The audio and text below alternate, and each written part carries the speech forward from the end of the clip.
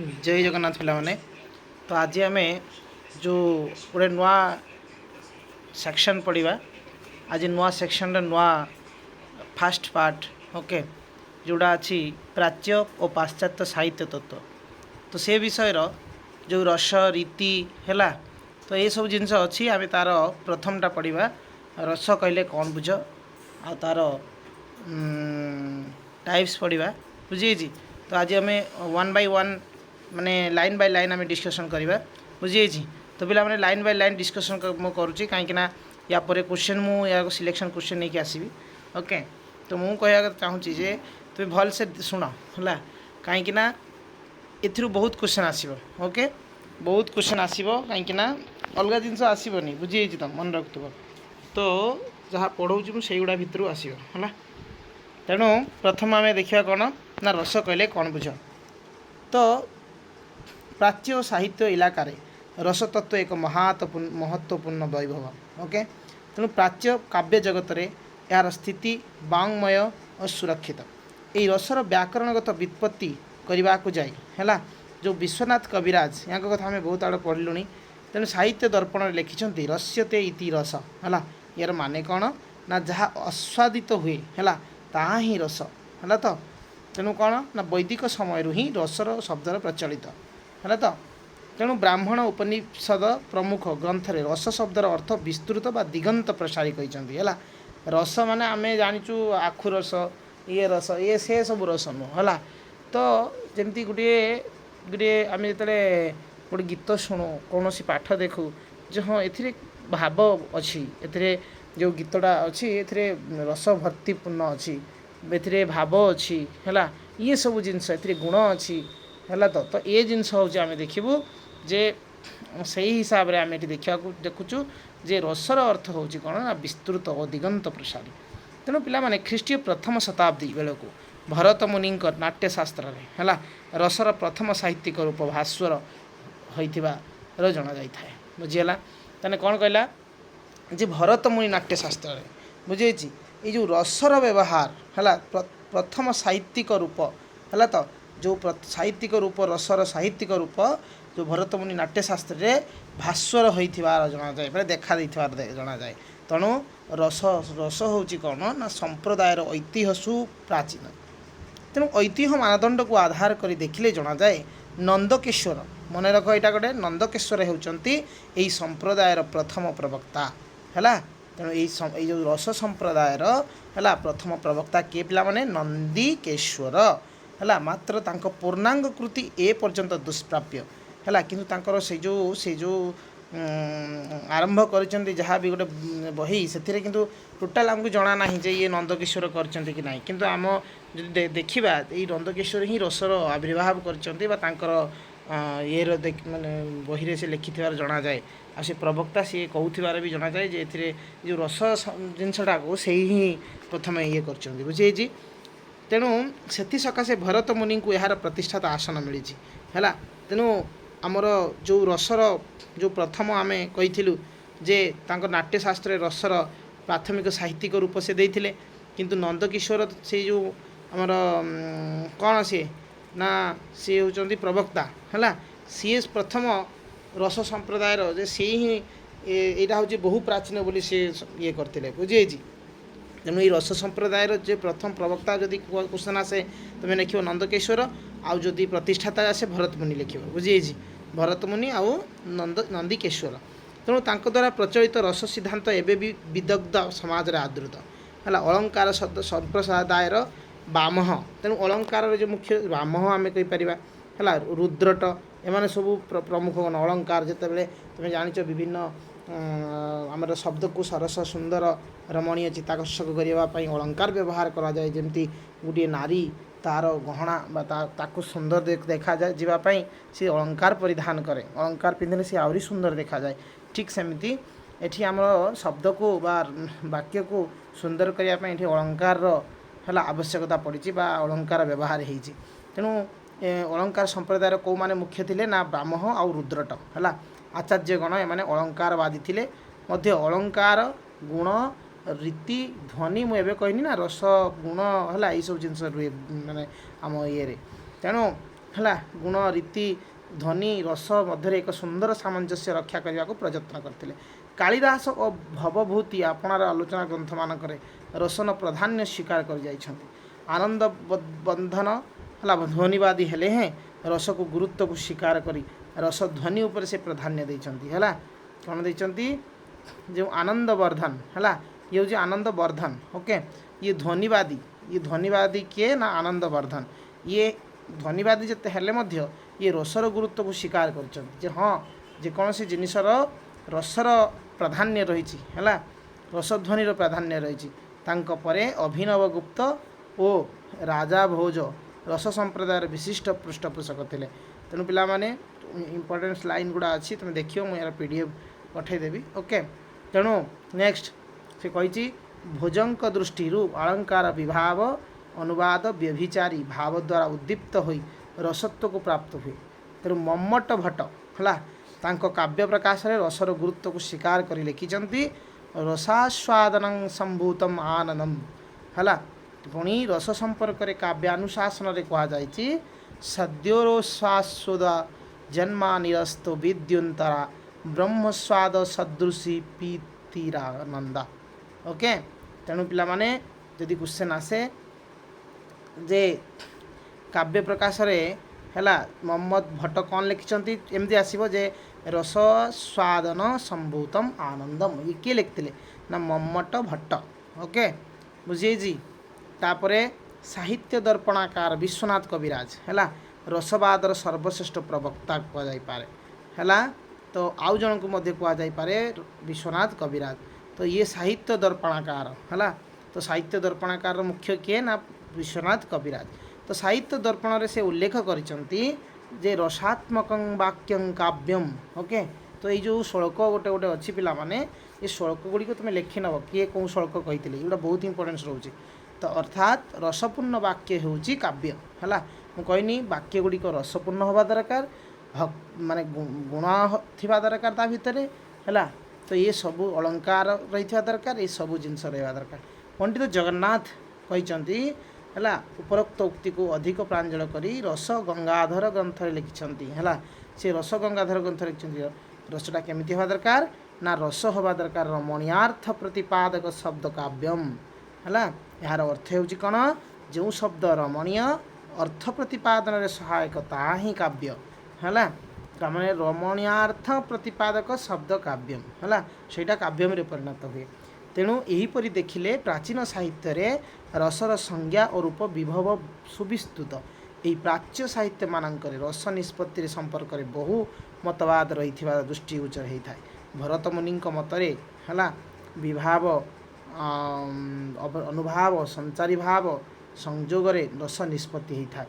ତେଣୁ ନାଟ୍ୟଶାସ୍ତ୍ରରେ ଉଲ୍ଲେଖ ଅଛି ନା ବିଭାବାନୁଭାବ ବ୍ୟଭିଚାରୀ ସଂଯୋଗ ରସ ନିଷ୍ପତ୍ତି। ତେଣୁ ଏସବୁ ଜିନିଷ ଲେଖା ହେଇଥାଏ। ତେଣୁ ସାହିତ୍ୟ ଦର୍ପଣାକାର ବିଶ୍ୱନାଥ କବିରାଜ ମଧ୍ୟ ଆଉ 3 ଉପାଦାନକୁ ସ୍ୱୀକାର କରିବା ସହିତ ରସ ନିଷ୍ପତ୍ତି ପାଇଁ ଆଉ ଏକ ହେଲା ନୂତନ ଉପାଦାନ ସଂଯୋଗ କରିଛନ୍ତି ତାହା ହେଲା ସ୍ଥାୟୀ ଭାବ ଯଥାତ୍ ବିଭାବେନାନୁଭାବେନ ବ୍ୟକ୍ତଂ ସଞ୍ଚାରୀନ ତଥା ରସତାମେତି ଇତ୍ୟାଦି ସ୍ୱସ୍ଥାୟୀ ଭାବ ସଚେତାସାମ୍ ହେଲା। ତେଣୁ ରସର ହେଲା ଗୋଟେ ସ୍ଥାୟୀ ଭାବ ଥିବା ଦରକାର ହେଲା। ତ ତେଣୁ ରସ ନିଷ୍ପତ୍ତି ସମ୍ପର୍କରେ ଜାଣିବାକୁ ହେଲେ ବୁଝିଯାଇଛି ପିଲାମାନେ ରସର ଅଛି ବୋଲି ଜାଣିବାକୁ ହେଲେ ଆମକୁ କ'ଣ ଦେଖିବା ଦରକାର ନା ସେଥିରେ ସ୍ଥାୟୀ ଭାବ ଅଛି କି ନାହିଁ ବିଭାବ ଅଛି କି ନାହିଁ ଅନୁଭାବ ଅଛି କି ନାହିଁ ଓ ସଞ୍ଚାରୀ ଭାବ ଅଛି କି ନାହିଁ ହେଲା ସମ୍ପର୍କରେ ସ୍ପଷ୍ଟ ଜ୍ଞାନ ଥିବା ନିତାନ୍ତ ଆବଶ୍ୟକ। ତେଣୁ ଉପରୋକ୍ତ 4ଟି ଉପାଦାନ ମାଧ୍ୟମରେ ହେଲା ଆମେ ରସଭାବ ଜାଣିପାରିବା ହେଲା। ଗୋଟେ ବହିରେ ବା ଗୋଟେ ବାକ୍ୟରେ ଗୋଟେ କାବ୍ୟରେ ହେଲା ଉପନ୍ୟାସରେ ଏ ସବୁର ରସ ଅଛି ବୋଲି ଆମେ ଜାଣିପାରିବା ଏଇ 4ଟି ଉପାଦାନରୁ। ତେଣୁ ଦେଖିବା 1 by 1 ଯେ ସ୍ଥାୟୀ ଭାବ କ'ଣ ଆଉ ବିଭାବ କ'ଣ ଏସବୁ କ'ଣ ଓକେ। ତେଣୁ ଦେଖିବା ପ୍ରଥମେ ସ୍ଥାୟୀ ଭାବ ହେଲା। ତ ପିଲାମାନେ କ୍ୱେଶ୍ଚନ୍ ଆସିବ ଯେ ରସରେ ଏମାନଙ୍କ ମଧ୍ୟରୁ କେଉଁ ଗୁଡ଼ିକ ହେଲା ଅନ୍ୟ 3ଟି ଦେଇଥିବ ଗୋଟେ ଏଇ ଉପାଦାନ ଦେଇଥିବ କେଉଁ ଉପାଦାନ ଥିଲେ ଆମେ ଜାଣିପାରିବା ଏଥିରେ ରସର ଭାବ ଅଛି ବୋଲି ନା ଏଇ 4ଟାକୁ ମନେ ରଖିବ ବୁଝିଯାଇଛି। ତେଣୁ ପିଲାମାନେ ସମୀକ୍ଷା ଶାସ୍ତ୍ରରେ ରତି ହାସ ଶୋକ ଭୟ କ୍ରୋଧ ବିସ୍ମୟ ଶାନ୍ତି ଉତ୍ସାହ ଆଦି ସ୍ଥାୟୀ ଭାବର ବର୍ଣ୍ଣନା ପ୍ରାଞ୍ଜଳ ଭାବରେ ଅଛି। तेणु यही भाव गुड़िक है मन रख समीक्षा शास्त्र कौन कहने रति हास शोक भय क्रोध विस्मय शांति उत्साह आदि स्थायी भाव वर्णना प्रांजल अच्छी यही भाव गुड़िक जीवन काल मध्य मनुष्य ठारे परिलक्षित हुए यही भावर विनाश नहीं यह मनुष्यर आत्मा सहित वासना रूप संश्लिष्ट होई है मनर अवचेतन अवस्था संजीवित हो रही थाए परवर्ती जन्म रे ताहा पुनर्पूर्व जन्मर संस्कार रूप नहीं प्रकाश पाए यही 9 गोटी स्थायी भाव है 9 प्रकार रसरे परिणत होता है एणु प्रत्येक रसरे एक एक स्थायी भाव है विद्यमान होता है तो पिला माने मनुष्य जन्म नहीं सत किंतु ता भितरे विभिन्न गुण भर्ती होकर रही ता भितरे हास्य अच्छी सी केबे केबे खुशी हो जाए केबे शोकर वातावरण ता मध्य खेल जाए सी बेले बेले भयभीत हो जाए बेले बेले क्रोधान्वित हो जाए बेले बेले विस्मय भाव देखा दिए बेले बेले शांति खोजे बेले बेले उत्साह माने माने बहुत खुशी हो जाए ये सबू स्थायी भाव हूँ मनुष्य मध्य अच्छी निहाती भाव में आम समस्त मध्य है ये जो 9टी गुण निहाती भाव में समस्त पाखरे अच्छी केते समय अनुसार ये सब आम भीतर देखा दिए किंतु मनुष्य मृत्यु पर्यंत ये सब थाए सत पुणी जितेबले ये भाव से मरीगला परे मध्य है यार पुनर्जन्म हुए बुझे जी पुनर्जन्म से देना परवर्ती जन्म रे ताहा पूर्वजन्म संस्कार रूप नहीं प्रकाश पाए बुझीगला ना तो स्थायी भाव विषय आम जानिलु एवं देखा विभाव कहले कौन बुझ तेणु पिला माने साहित्य दर्पण रे विभावर स्वरूप दे विश्वनाथ कविराज कहते रत्याद्युद बोधक लोके विभाव काव्य नाट्य है तामाने जहाँ रीति आदि स्थायी भावर उद्वेग ताहाको काव्य है बा नाटकादि रे विभाव कहती बुझे जी कौन जहाँ रति आदि स्थायी भावर उद्रेक उद्बोधक ताहाको काव्य कहती बुझे जी तेणु देखा ना लौकिक जगत है सीतांक रूप गुण भावभंगी रामचंद्र मन में रति रास्य प्रवृत्ति भाव उद्बोधनर कारण अटे तेणु यहाँ विभाव कह जाए तो विभाव साधारणतः 2 प्रकार पिला माने आगे बुझा आउथरे जे विभाव कहले कौन बुझ बुझे पिला माने आमे जेतेबेले जन को देखू है आमे जेतेबेले जन को देखू ता विषय आमर परिकल्पना जागृत हुए ता विषय आमे किछि भाबू है तो तार जो सुंदरता हो बा तार गुण हो बा तार जेकोसी जिनस भी हो है आम ता विषय जितेबले भाविकी आमर जो गुण है आमर जो है मन भितर जहाँ भी शंका करे बा आम भितर हस आसु कांद आसु दुख आसु जेकोसी भावना जागृत हुए ताकू ही आम कौन कहीपर ना विभाव कहीपर तेणु पिला माने ये विभाव साधारणतः 2 भाग विभक्त उदाहरण स्वरूप ये तुम देखिल सीता और राम कथा निगला तेणु आम 2 भाग विभक्त गोटे हूँ आलम्बन विवाह विवाह नुहे विभाव आ उद्दीपन विवाह ओके तो यहीटा सार कौन आलम्बन कौन आ उद्दीपन कौन बहुत इंपोर्टेंट अच्छी है तेणु देख पिला माने आलम्बन विवाह है ना नायक नायिका काव्य नाटक आदि रस निष्पत्ति परस्पर उपर आश्रय करूँ आलम्बन विवाह है माने पाखापाखि बुझे जी तो मैंने नायक नायिका जितेबले गोटे फिल्म रे थांती सब बेस करिकी करा जाए ना नुह तेणु ये सब जिनिस परस्पर उपर से माने आश्रय करती है तेणु यहीटा को आम कौन कह आलम्बन विवाह तेणु उपेन्द्र भंजक लावण्यवती काव्य लावण्यवती और चंद्रभानु होती आलम्बन विवाह विभाव किंबा जयदेव गीत गोविंद जयदेव पद्मा होती आलम्बन विवाह है ये भली क्वेश्चन तुम आसो तुम देखा ओके तेणु उद्दीपन विवाह पिला माने काव्य नाटक आदि नायक नायिका रस को उद्दीपित करने है जो परिवेश सहायक होता है ताहाको उद्दीपन बा उद्दीपन विभाव कहती मुक्त समीरण ज्योत्स्ना प्लावित रजनी बसंतकालीन कोकिलर कूजन आदि श्रृंगार रसर उद्दीपन विवाह रूपे गृहीत होता है एबे देखिबा अनुभाव कहले कौन बुझ पिला माने साधारणतः आलम्बन विवाह और उद्दीपन है विभाव द्वारा जो क्रियामान प्रकाशित होता है से गुड़ी को अनुभाव कहती पिला माने आमे एबे पढ़िलु जो विभाव कथा पढ़िलु आउ कौन पढ़िलु ना स्थायी भाव बा ये जो उद्दीपन है जो विभाव आउ उद्दीपन बुझे जी तुम विभाव कहले कौन बुझीपार तो ये भितर जो कार्य संपादित हुए है सेटा को अनुभाव कहती जो गोटे एग्जाम्पल मन भाव देखा ना काव्य है पे देख ना काव्य नाटक आदि नायक नायिका परस्पर प्रति ईषत हास्य सिंहरण कटाक्ष प्रभृति अनुभाव अटे बुझे भितर जिते बड़े गोटे कौन सी फिलिंग्स आसला है से जिनटा को आम कौन कहीपर ना अनुभाव कहीपर गोटे सेकेंड रो टे पे पानी पीऊँ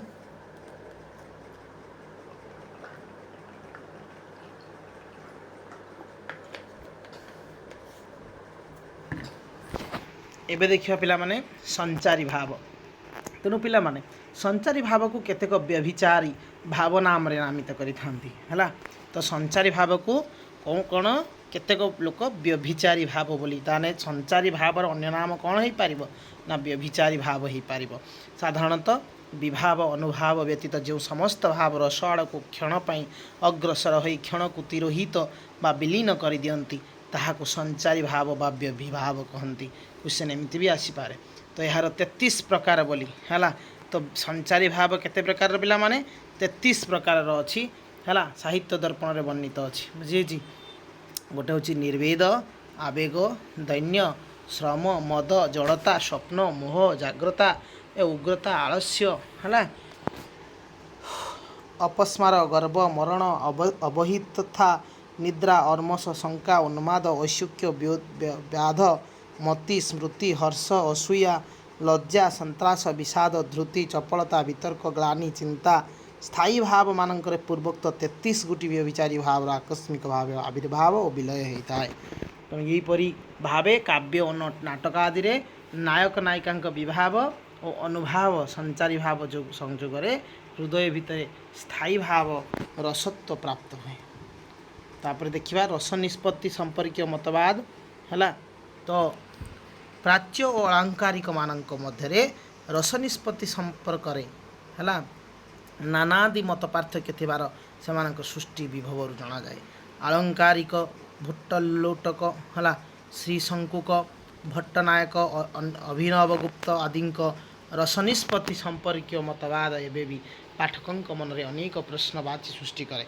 एमानक द्वारा प्रचलित रस संबंधी 4टी मतवाद को प्रसंग क्रम एठार आलोचना करा जाओ उत्पत्तिवाद तेणु पिला माने ये थिला रसवाद पुणी आउ गोटे अच्छी कौन उत्पत्तिवाद तो उत्पत्तिवादर प्रवक्ता होचंती कौन ना भट्टालोलट है तो पिला माने मन रख नाम गुड़िक भट्टलोलट भरतंक नाट्यशास्त्र को प्रथमे व्याख्या करी से यही मतवादर प्रचार करते मतरे काव्य नाटक मूल चरित्र रस उत्पत्तिर मुख्य आधार अटे उदाहरण स्वरूप कालीचरण पट्टनायक जयदेव नाटक को है नि जाऊ तेणु ये भी आसपार जयदेव नाटक कहार कालीचरण पट्टनायक है यही नाटकर जयदेव पद्मा होती मूल चरित्र पोशाक परिच्छेद चालीचलन जदि यथार्थ हृदय स्पर्शी हुए तेरे दर्शक मंडली अभिनेता अभिनेत्री मूल चरित्र बोली ग्रहण करें नाटकीय चमत्कारिता और विषय वस्तुर यथार्थता संयोजन जो ये भ्रम भाव उद्रेक करने स्वाभाविक अटे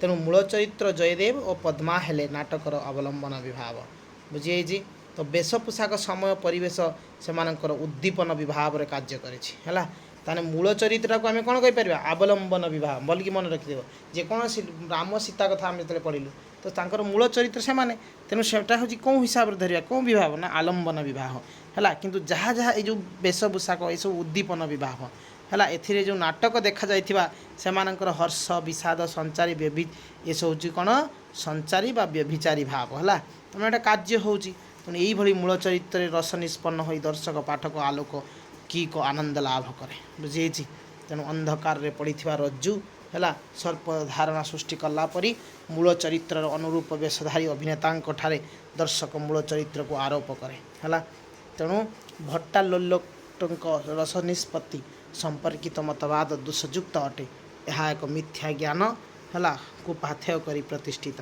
मिथ्या कारण सत्यर कार्य करें ना है से यही मतवाद है सर्वजनादृत नुहे बरं दोषयुक्त अटे एवं देखा आम अनुमितिवाद है तो नैयायिक श्री शंकुक है मन रख नैयायिक श्री शंकुक होउचंदी अनुमितिवादर संस्थापक तांको मत अनुसार अभिनेता जेते जीवंत अभिनय प्रदर्शन करे मध्य तांको निकट मूल चरित्र खोजा एकांत अवास्तव है श्री संकुल न्याय शास्त्र रचयिता थिबारु अनुमान उपरे से गुरुत्व देई तांको मतवाद को प्रतिष्ठा करने को चेष्टा करिसेंती। अनुमिति माने अनुमान हला जितले गोटे हीरोटा अछि आमे से हीरोर चरित्र तो विभिन्न प्रकार से परिवेष्टित करे से केतले कांदी जाए केतले बहुत हंसई दिए तो ये सब जिनस देखे किंतु ता भितरे मूल जिनसटा वास्तव बेले खोजी हब नाही है अनुमान करने बड़ कष्टकर से तांकर मतवाद को से चेष्टा कर नाम देते अनुमितिवाद बुझे अनुमान रु अनुमितिवाद है।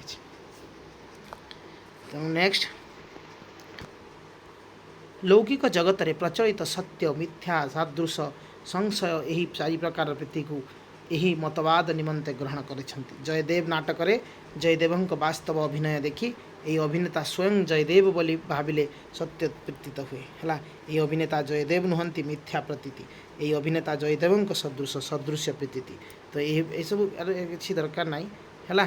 तेणु खाली टी मन रखिए ये मन रखा गला कि तुम निजे मैंने पढ़ी पार ओके तुम्हें यहाँ PDF देदेवी तुम यहाँ पढ़ ओके। बर्तमान भक्तिवाद है तो पिला माने भक्तिवाद प्रवक्ता होती तार्किक भट्टनायक है बहुत इंपोर्टेंट अच्छी। तेणु से भट्ट लोटकर उत्पत्तिवाद है तो ये जो आमर भट्टनायक है भट्टा लोटंकर उत्पत्तिवाद से शंकुकंकर अनुमतिवाद को खंडन करी आपणार मत को प्रतिष्ठा कर जाइछंती। तेणु कारण नाटकर मूल चरित्र अभिनेता सकल निमित्त मात्र कहीं रसर साक्षात ग्रहीता नुहंती किंतु नाटक देखिबा बा पठन करिबा द्वारा ताहा दर्शक पाठक मन नयन रे प्रगाढ़ छाप पकाए फल दर्शक मन रे एक हेतुक पुलक भाव सृष्टि हुए। से भट्टनायक है किंबा एक भट्टनायक काव्य किंबा नाटक आदि रे भावकत्व भुजकत्व नाम दुईटी नूतन वृत्ति को अभिधा सहित जोग करिसेंती। तेणु जो अभिनेता आपण सत्ता को विस्तृत हो काल्पनिक चरित्र बहल अंधकार मध्य बांधि हुए बुझे। तेणु पिला माने आमे जेतेले गोटे नाटक देखु सेते बेले आमे गोटे भाव बसी रहू नुह एत टंका आजिकल आज तो नाटक रेट है 500 टଙ୍କା नुह 500 टଙ୍କା है ना नाटक केते दाम बढ़लान देख। तेणु 500 टଙ୍କା काटिकी राति सारा उजागर होगी गोटे जो भाव जो गोटे ये भल पाइबानी कि बसी रोचु है तो आम पाखे कौन अच्छी ना भावकत्व रोचे माने दर्शक मान पाखे बा जो जे माने नाटक पढ़ुंट है भुजकत्व आम भी कहीपर है तो से पाखे गोटे ये भाव रोचे से तो जो परिवेशन जो माने कर भंगी आउ चेष्टा कर भल के करने आम मन जिणी नापी आम देखू आउ बुझे ना ना तेणु देखा। तेणु भट्टनायक द्वारा प्रतिष्ठित भावकत्व आ भुजकत्व से लोक जेहेतु दर्शक देखुं तो तांकरी अनुसार सी ये कौन कर भावकत्व नाम देती है। तेणु अनुभूति सिद्ध नुहे ताहा अन्य ग्रंथ लब्ध नुहे एतद व्यतीत निष्पत्ति शब्द को से जो दुई उक्तिवर्थ ग्रंथ भी देते सामाजिक मूल चरित्र काठारे घटे ताहा स्पष्ट जनाई नाहांती। ए सकल दोष जो भक्तिवाद मध्य दोषपूर्ण अटे है। एबे देखिए अभिव्यक्तिवाद है टी लंग रीडियो ओके। तेणु पे तुम पढ़ुव ओके यहाँ को देखुव बुझे तापर आम रसर प्रकार भेद रोके। तेणु अभिव्यक्तिवाद तेणु पे अभिव्यक्तिवाद भरतंक नाट्यशास्त्र चतुर्थ टीकाकार अभिनव गुप्त होती अभ्यक्तिवादर है संस्थापक। तेणु यही मतवाद को मध्य आलंकारिक मतवाद भाव में ग्रहण करा जाता है। से भट्टनायक द्वारा प्रयुक्त भावकत्व और भुजकत्व है तार भट्टनायक यही सब ये करते ये भी पाईगल अनावश्यक उपादान भाव परित्याग करी जे सी कहते किए ये जो भरत है तो ये कहते जे यही जो आम भट्टार को जहाँ बाहर कर भूल है या ग्रहण करना तेणु ताहा परिवर्ते सी कौन कर क्या से कर बासना व्यंजना सहयोग आपणार मतवाद को प्रचार कर नाट्यशास्त्र रे अभिव्यंजित संयोग को व्यंगव्यंजक और निष्पत्ति को अभिव्यक्ति अर्थ में बानी नहीं कारण तांको मतरे विभानुभाव संचारी भाव मिश्रित रूप सदृश अलौकिक चमत्कारता अखंड रस जहाँ हृदय को आलोड़ित करने संगे संगे आस्वादित करिथाए। अभिनव गुप्त यही अभिव्यक्तिवाद अन्य मतवाद गुड़िक अपेक्षा अधिक ग्रहणीय कारण यही मतवादटी विद्वान मान द्वारा अभिविदायी भाव गृहीत है। ओके तेणु पाने एथिला हूँ विभिन्न मतवाद किए कौन देते मतवाद से नाटक हिसाब से नाटकर माने नीड अनुसार विभिन्न नामकरण कर विभिन्न नाट्यकार है। तेणु एवं आम देखा जे गोटे नाटक गोटे वाक्य गोटे काव्य रस विभिन्न प्रकार रस थाए है। तेणु रसर प्रकार भेद एवं आम पढ़ा है। तो भरतमुनि नाट्यशास्त्र रसर प्रकार भेद मंतव्य दे लिखिं श्रृंगार हास्य करुण रौद्र वीर भयानका बिभत्सोद्भूत इत्यष्ठु शांतस्तथा मत। ओके, अर्थात श्रृंगार हास्य करुण रौद्र वीर भयानक विभत्स अद्भुत शांत आदि रस 9 प्रकार अटे, किंतु कहीं कहीं अधुना वात्सल्य को दशम रस रूपे ग्रहण करिसेंति। ये समस्त रसर आलोचना संक्षेप में कर। ओके, देखिए भाव श्रृंगार रस कहले कौन बुझ पिला माने नायक नायिकार परस्पर प्रति अनुराग और श्रृंगार रसर उत्पत्ति हुए। यही रस आदि रस नाम ख्यात यही संभोग है। श्रृंगार और विप्रलभ श्रृंगार भाव 2 प्रकार। ताने श्रृंगार रस 2 प्रकार मन रहा, संभोग गोटे आ गोटे विप्रलम्भ। ओके, रति यार स्थायी भाव है। तेणु ये श्रृंगार रसर स्थायी भाव कौन रति और नायक नायिका आलम्बन विभाव चंद्रिका चर्चिता रजनी है। बसंत आदि विवाह और अनुराग कटाक्ष भूमृक्ता आदि संचार भाव। उदाहरण स्वरूप से रमणी चंद्रमणि हईला एमंतमणि चाटुचंद्रे द्रवीभूत कला नागर हास पुरीला पराए श्रीमुख प्रसन्न हुए हेला जानी वक्र नेत्रे तासी उकार कर धरी सिरे लगाए। तो ये भाया सब देती। एवं देखा हास्य रस कौन है। पे बाक भंगी विकृति फल जो रसर उद्रेक हुए ता ही हास्य रस अटे। आनंदर परिपूर्ण अवस्था ही हास्य रसर आधार। हास्य यार स्थायी भाव व्यक्ति विशेषर विकृत भंगी ही अवलंबन करे। तो विकसित बदन ही अनुभाव निद्रा आलस्य ही व्यभिचारी भाव है। तेने व्यभिचारी भाव किए किए ना निद्रा और आलस्य। क्वेश्चन ये क्वेश्चन आसो है। तो जो निद्राटा कौ प्रकार भाव ग्रहण करे बुझे विभिन्न प्रकार भाव देदेव से तुमको मन रखार अच्छे। ओके, तपर करुण रस है। तो विरह ही करुण रसर विरह विच्छेद। ओके, जिते दुख परिणाम आसे से करुण रस मूल हेतु बुझे करुण रस ही देखा जाए। करुण रस ही रसश्रेष्ठ बोली भव विभूति कहती है। शोक यही रस स्थायी भाव। ताने ये जो करुण रस स्थायी भाव किए ना शोक जो परिवेश शोकाभाव सृष्टि करे ताहा उद्दीपना विभाव क्रंदन अनुभाव मोह उन्माद संचारी भाव अटे है। उदाहरण तुम यही पढ़ जे मोहर पराय पिता तोर आओ बहु तोहर पराय पुत्र जन्म जन्मे हो अपार शोक करई राजा धृतराष्ट्र है। लक्ष्मण कुमार देहे पकाइला माटी मृतपिंड लोचाए तापरे देला फिंगी तहु मान गोविंद जे चाली बेगी बेगी है। ये महाभारत गदा पर्वर आसी अच्छी। तो पिला माने रौद्र रस कौन तो क्रोध हूँ रौद्र रसर स्थायी भाव। मुझे से मनुष्य तो जन्म हुई विभिन्न 9 प्रकार गुणता पाखे थाए से हिसाब से निहाई। ओके, तेणु क्रोध भाव प्रकाश करुवा व्यक्ति ही आलम्बन विभाव।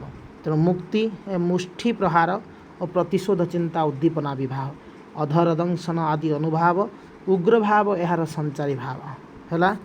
तेणु नेक्स्ट देखा वीर रस कहले कौन बुझ। तेणु पिला माने कौन सी कथा देखी बा शुणी मन में वीरत्वपूर्ण भाव जात हेले वीर रस हुए। उत्साह यार स्थायी भाव उत्साह सृष्टिकर्ता आलम्बन विभाव व्यक्तिर कार्यावली उद्दीपना विवाह और युद्धर अस्त्रादि यार अनुभाव गर्व तर्क आदि संचारी भाव बुझे ना ना। देन भयानक पिला भयानक केतबेले हुए ना जो भय जागृत हुए जहाँ देखी शुणी मन में भय जागृत हुए ता ही भयानक भाव। तुम हठात गोटे देख मु फेल होमी तार डर भय आसला आउ पाइबनी चाकरी एमती है कमती है सेमती भूल कथा है। यहाँ गोटे कौन तुम पाखे गोटे भयानक रस जागृत है। तेणु भय यार स्थायी भाव भयर स्रष्टा आलम्बन विवाह। तेणु विवाह में 2 प्रकार कही आलम्बन गोटे कही ना। तेणु प्रलय कंप है प्रभृति अनुभाव। तेणु आवेग ग्लानि आदि व्यभिचारी भाव है। नेक्स्ट विभत्स भाव रस। तेणु कौन सी घृणित दृश्य देखी शुणी मन में जो रस जागृत हुए ताहा ही विभत्स है बुझे। तेणु विभत्स मैंने देख गोटे इमती गोटे माने ये तुम घृणा करुच ସେଇ ସେତେବେଳେ ବିଭତ୍ସ ଭାବ ଆସେ। ତ ଘୃଣା ହେଉଛି ବିଭତ୍ସ ରସର ସ୍ଥାୟୀ ଭାବ। ତେଣୁ ଦୁର୍ଗନ୍ଧଯୁକ୍ତ ରୁଧିର ମାଂସ ହିଁ ଆଲମ୍ବନ ଭାବ। ମୁଖ ବିକୃତି ଏହାର ଅନୁଭାବ, ଆବେଗ ଏହାର ସଞ୍ଚାରୀ ଭାବ। ମୁଖ ବିକୃତି ଯେତେବେଳେ ଏଇ ଭାବ ଜାଗ୍ରତ ହୁଏ ମୁହଁରେ ଗୋଟେ ବିକୃତି ଆସିଯାଏ, ବୁଝିଯାଇଛି, ଅଲଗା ଟାଇପ୍ର ବିକୃତି ଆସେ। ଏବେ ଦେଖିବା ଅଦ୍ଭୁତ ଭାବ। ପିଲାମାନେ କୌଣସି ଆଶ୍ଚର୍ଯ୍ୟଜନକ ଘଟଣା ଦେଖିଲେ ଶୁଣିଲେ ହୃଦୟରେ ଯେଉଁ ବିସ୍ମୟ ଭାବ ସୃଷ୍ଟି ହୁଏ ତାହାକୁ ଅଦ୍ଭୁତ ରସ ଅଟେ। ବିସ୍ମୟ ଅଦ୍ଭୁତ ରସ ସ୍ଥାୟୀ ଭାବ, ଅଲୌକିକ ଅବସ୍ଥା, ଏହା ହିଁ କିସ ଅଲୌକିତ ବିଭାବ ଓ ଏହାର ଗୁଣ ଉଦ୍ଦୀପନା ବିଭାବ। ଯେମିତି ରୋମାଞ୍ଚ ସ୍ତମ୍ଭ ଏହାର ସ୍ଥାୟୀ ଭାବ, ଆବେଗ ଆଦି ଏହାର ସଞ୍ଚାରୀ ଭାବ। ନେକ୍ସଟ ଶାନ୍ତ ରସ। ପିଲାମାନେ ଯାହା ଶୁଣି ମାତ୍ରକେ ମନରେ ଶାନ୍ତ ଭାବ ଜାଗୃତ ହୁଏ ତାହାକୁ ଶାନ୍ତ ରସ କୁହାଯାଏ। ଶାନ୍ତି ଏହାର ସ୍ଥାୟୀ ଭାବ, ବିଭୁ ଚିନ୍ତା ଏହାର ଅବଲମ୍ବନ ବିଭାବ, ଆଶ୍ରମ ଓ ତୀର୍ଥକ୍ଷେତ୍ର ଏହାର ଉଦ୍ଦୀପନ ବିଭାବ, ରୋମାଞ୍ଚ ଏହାର ଅନୁଭାବ ହେଲାବେଳେ ନିର୍ବେଦ ସ୍ମରଣ ହେଉଛି ଏହାର ସଞ୍ଚାରୀ ଭାବ। ସବୁ ତୁମେ ନୋଟ୍ କରିନେବ ସମସ୍ତେ, ବଢ଼ିଆ ରକମ ମନେ ରହିଯିବ ହେଲା। ଭକ୍ତି ରସ, ଯାହା ଶ୍ରବଣ କରିବା ମାତ୍ରେ ମନରେ ଭକ୍ତି ଭାବ, ଯେତେବେଳେ ଭଗବାନଙ୍କୁ ଆମେ ଡାକୁ ସେତେବେଳେ ଭକ୍ତି ଭାବ ଜାଗ୍ରତ ହୁଏ, ନୁହେଁ। ତେଣୁ ତାହାକୁ ଭକ୍ତି ରସର ମୂଳ ଆଧାର। ଈଶ୍ୱର ବିଷୟକ ଭାବନା ଏହାର ସ୍ଥାୟୀ ଭାବ, ସଂଯତ ଭାବ, ସଂହତ ଚିନ୍ତା ଏହାର ଆଲମ୍ବନ ବିଭାବ, ଦେବ ମନ୍ଦିର ଏହାର ଉଦ୍ଦୀପନ ବିଭାବ, ତ୍ୟାଗ ଆଦି ଏହାର ଅନୁଭାବ, ଉତ୍ସର୍ଗ ଚିନ୍ତା ସଞ୍ଚାରୀ ଭାବ ଅଟେ ହେଲା। ବାତ୍ସଲ୍ୟ ଏଇଟା ଗୋଟେ ଏକ୍ସଟ୍ରା ଯୋଡ଼ା ହେଇଛି ହେଲା। କିଏ କୁହନ୍ତି ଯେ ବାତ୍ସଲ୍ୟ ଯେତେବେଳେ ଆମେ ଗୋଟେ ପୁଅ ପିଲା ବା ଗୋଟେ ବାତ୍ସଲ୍ୟ ପିଲାମାନଙ୍କ ପ୍ରତି, ଆମର ପୁଅ ଝିଅମାନଙ୍କ ପ୍ରତି ବାତ୍ସଲ୍ୟ ମମତା ଜାଗ୍ରତ ହୁଏ, ନୁହଁ। ତ କେତେକ ବ୍ୟାକରଣ ପ୍ରଣେତା ଭକ୍ତି ରସକୁ ଦଶମ ରସ ରୂପେ ଗ୍ରହଣ କରିଛନ୍ତି ହେଲା। ବାତ୍ସଲ୍ୟ ରସକୁ ନବମ ରସ ଭାବେ ସ୍ୱୀକାର କରିଥାନ୍ତି। ଏହି ବାତ୍ସଲ୍ୟ ରସ ସ୍ଥାୟୀ ଭାବ ହେଲା ସ୍ନେହ, ଭଲ ପାଇବା ହେଲା, ସନ୍ତାନ ସନ୍ତତି, ମୁଁ ଏବେ କହିନି ପୁଅ ଝିଅ ଆଦି, ଆଲମ୍ବନ ବିଭାବ, ସନ୍ତାନମାନଙ୍କର କାର୍ଯ୍ୟକଳାପ ଆଦି ଉଦ୍ଦୀପନା ବିଭାବ, ଆଲିଙ୍ଗନ ସ୍ନେହ ଦୃଷ୍ଟିରୁ ଅନୁଭାବ, ହର୍ଷ ଔତ୍ସୁକ୍ୟ ପ୍ରଭୃତି ସଞ୍ଚାରୀ ଭାବ, ବୁଝିଯାଇଛି। ନେକ୍ସଟ ଆଉ ନାହିଁ। ତ ଇଏ ହେଉଛି ଦଶମ, ଆମେ ରସ ପଢ଼ିଲୁ 10 ପ୍ରକାର ରସ। ତ ପିଲାମାନେ ରସର ଚାପ୍ଟର ଆଜି କମ୍ପ୍ଲିଟ୍ ହେଇଗଲା। ଓକେ, ପୁଣି ଆଉ ଗୋଟେ ଚାପ୍ଟର ଆମେ ନେଇ ଆସିବା। ତ ନିହାତି ଭାବରେ ପିଲାମାନେ ମୁଁ ବାର କହୁଛି ତୁମ ପାଇଁ ଏତେ ପରିଶ୍ରମ କରୁଛି, ତୁମେ ତାକୁ ପଢ଼ିବ ଭଲକି, ଲାଷ୍ଟ ପର୍ଯ୍ୟନ୍ତ ଭିଡ଼ିଓ ଦେଖିବ। ଆଉ କ'ଣ କହୁଛି ମୁଁ PDF ପରେ ପଠାଇବି। ଓକେ, ତେଣୁ ତୁମେମାନେ ଭିଡ଼ିଓଟିକୁ ଭଲ ପାଇବା ବି ଦେବ ମୁଁ ଭାବୁଛି। ତେଣୁ ନିହାତି ଭାବରେ ସାଙ୍ଗମାନଙ୍କ ସହିତ ସେୟାର କରିବ। ଆଉ ଯେଉଁମାନେ ନୂଆ ଆମ ଭିଡ଼ିଓରେ ସେମାନେ ଭିଡ଼ିଓକୁ ସବସ୍କ୍ରାଇବ୍ କରିକି ନିହାତି ଯିବେ ଆମ ଚ୍ୟାନେଲକୁ। Okay, thank you.